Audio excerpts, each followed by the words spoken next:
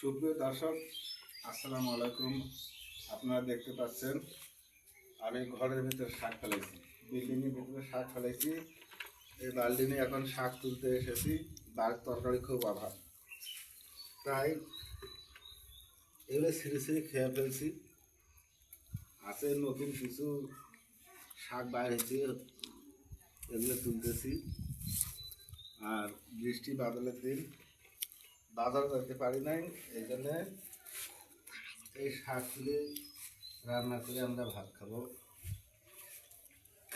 এটা আমাদের এই পাশে মারা শাক বলে, আপনাদের এদিকে কি শাক বলে আপনারা একটু কমেন্টে জানিয়ে দেবেন।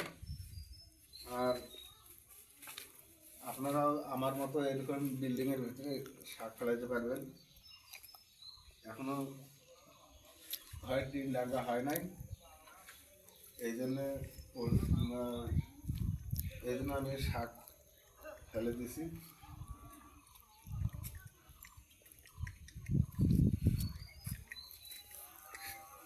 শাক ফেলে দিয়েছি, আর এই শাক এখন তুলে তুলে আমরা খাইতেছি।